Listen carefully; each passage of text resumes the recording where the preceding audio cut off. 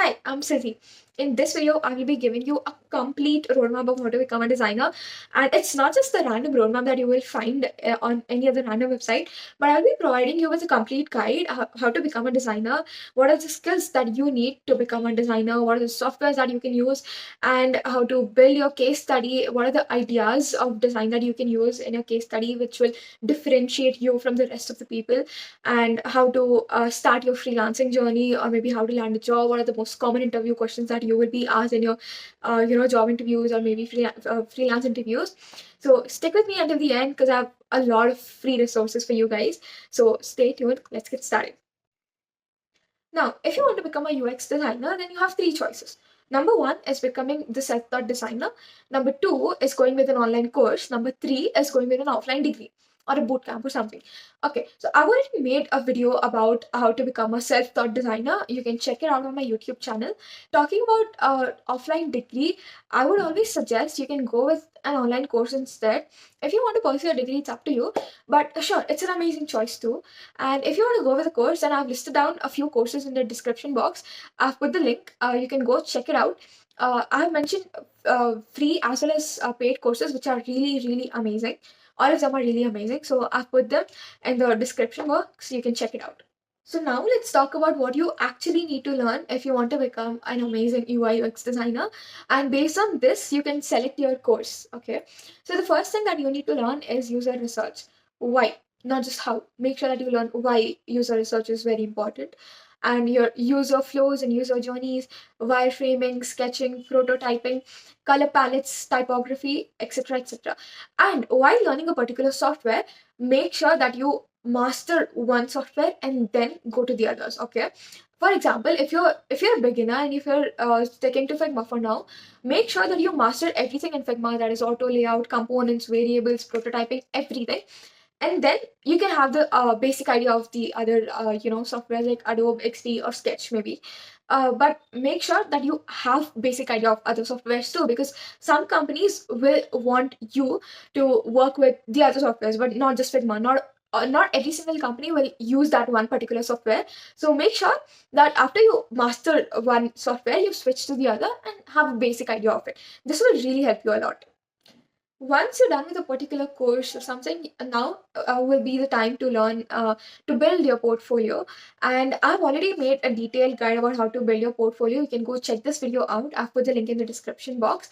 And in this video, I will be talking about the best case study ideas that will actually help you differentiate from others when you're applying for a job or something. Okay, so let's get started with that first. So first one is end-to-end product design. Okay. Now, when I say this, I don't want you to redesign something. I want you to build something by yourself. Okay. From the scratch, that is from sketching to prototyping, you will do it all by yourself. You will conduct the research. You will do everything. Make sure that you work on it like it's a real time project. Okay. End-to-end product design. Now, why this will help is because it'll help you enhance your skills while building your portfolio itself, and it'll also help the recruiters understand the fact that you have an amazing knowledge about the entire design process, not just designing or something. You need to have the idea of research and prototyping and everything from the scratch as well. This will help you stand out from the others. The second one is bad UX to better UX.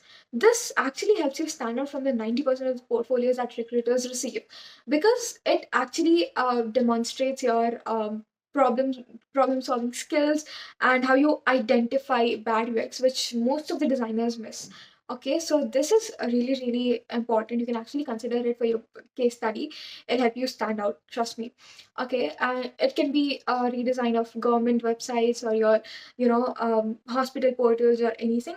And this is also very important because in real jobs, you will not design from scratch all the time. You will have to 90% of the times you will actually recreate redesign messy products. So this will give you a real industry work experience also.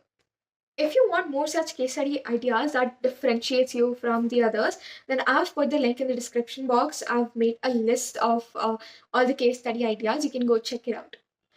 Now, in order to get a freelance client or landing a job, this step is the most underrated one. that is creating an online presence. You can start showing off your design skills, your learnings, and everything. Because I myself have experienced it. When I started designing, I did try everything. I signed up on Upwork, Fiverr, I created an account, everything, but none of that worked out for me. But when I started sharing my designs on Instagram, Dribble, Behance, and LinkedIn, I started getting clients from there. So I would always suggest, this is one of the most underrated tips, but it actually works really well if you want to get into freelancing, especially. Networking also plays a really important role in getting a freelance client or maybe landing a job. Um, I would suggest attend a lot of offline events. Offline is preferred more than online, but yeah, attend almost all the possible events that you can. Attend all the networking events, startup meetups or designers meetups, and everything that actually help you a lot, especially in your freelancing or maybe even in internships or jobs. Now, while you're building a portfolio and everything, make sure before applying for a job or before searching for a freelance client, you understand how a startup works, how a design is actually approved, why a perfect UX design will never exist, and etc. etc. Because this is something really important, and it is very very important for you to get a real real world, a real time experience of the design industry. Now, if you're someone who is looking for a full-time job, I would actually suggest you to get some hands-on experience before applying for a job, because it actually helps your selection gets easier and better. The chances of you getting selected increase. Okay, now when I say get some experience, I don't want you to work for like 2 3 years in a particular company or something. Make sure that you have at least an internship, or maybe you've worked with 1 2 clients in your past, freelance clients, or maybe you've worked for your friend or your NGO or anything. But make sure that you have some real hands-on experience on design. That'll actually increase your odds of becoming a UX designer, like landing a good job. Look, even if the internship is unpaid, it doesn't matter at all, because what matters is your experience, and experience matters more than your certificates. Certificates matter more than any courses that you choose. This is the rule that you need to know. Now, make sure that you mentally prepare yourself for getting rejected when you apply for a job, because recruiters get 50 to 100 or maybe even 500 applications for one post. It's normal to get rejected sometimes. It's okay. It will be hard at first. It will be very hard. And then it eventually gets easier after you land your first job. You can quit and you can find the other one.